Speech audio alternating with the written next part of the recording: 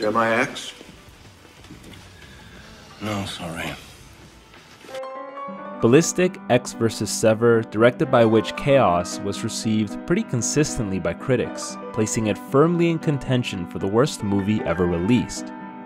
Today, however, I want to focus on Witch Chaos's original vision for the film, the one that never happened, and maybe more importantly, why. Ba-da-ba-ba-da-ba-ba. We can't use that? It's taken already? Ballistic, Ecks vs. Sever features Antonio Banderas as a daring Agent Ecks. Called back from retirement, he must hunt down rogue Agent Sever, played by Lucy Liu, find his wife, rediscover what it means to be a family. Wait, what's the movie about? I don't have friends. I got family. Do you let anything reach you? I mean, really reach you? Or are you so used to it by now that nothing really touches you? When Witch Chaos picked up the film, his vision for it was based off of the 1968 crime thriller Bullitt. And since he couldn't take that name, he named it Ballistic, the next best thing. He also never intended for it to be Ballistic, Ecks vs. Sever. He just intended for it to be Ballistic. If you're unfamiliar with the film, there's two things you need to know. One, Fast and the Furious car chases would be very different today if not for the work done in this classic film. Fun fact, Vin Diesel along with Sylvester Stallone were originally paired to be cast for Ballistic. And number two, this was the template for Ballistic. Slow tension you could cut with a stick of melted butter, climaxing at just the right time.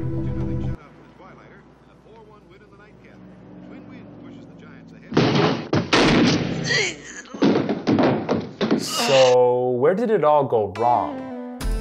Perhaps the catalyst for the film's downward spiral was the ever-changing script. After the casting of Sylvester Stallone and Vin Diesel had fallen through, the decision was made to make Sever into a female, a decision which actually had no effect on the script. But what did have an effect on the script was the team deciding, and this is everybody except for Chaos himself, that the movie needed a ticking clock, which I guess was achieved by this one line. He could die if we don't get it out in time. Originally, Sever kept the kidnapped child in a glass box with holes in it on top of a pile of C4. So I'm not really sure how this development created more of a ticking time bomb. Things really began to fall apart from here.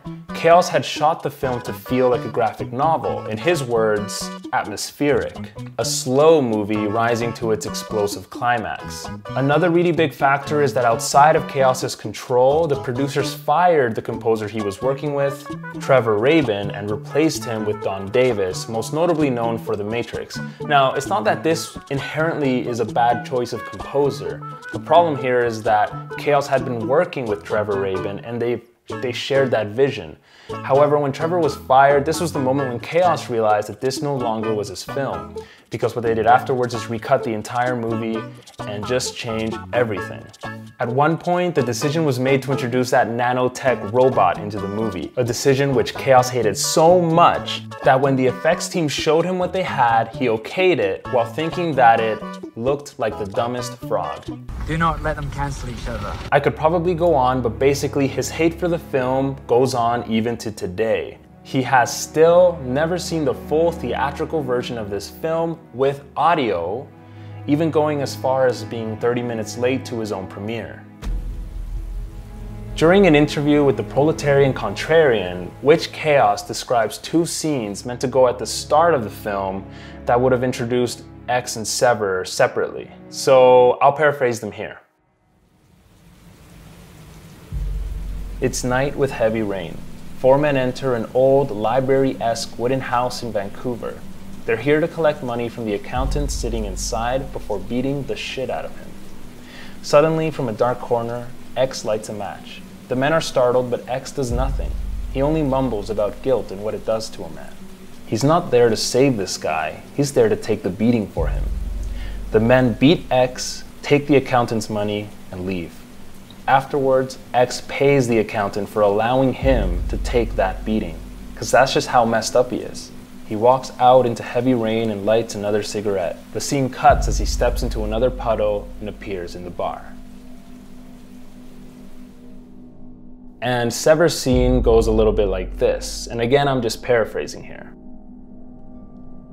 A faceless, ghostly white silhouette walks through a Buddhist temple at night, lighting candles that lead to a Buddhist statue at the head of the room. There, kneeling, she folds origami cranes in memory of her dead child.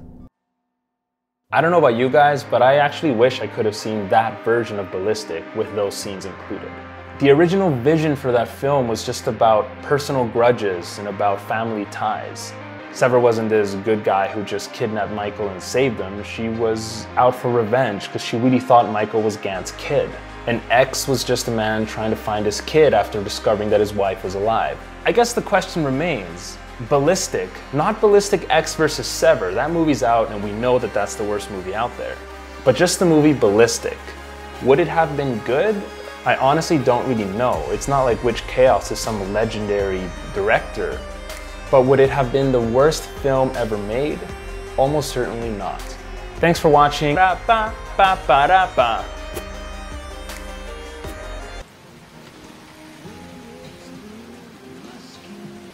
sorry.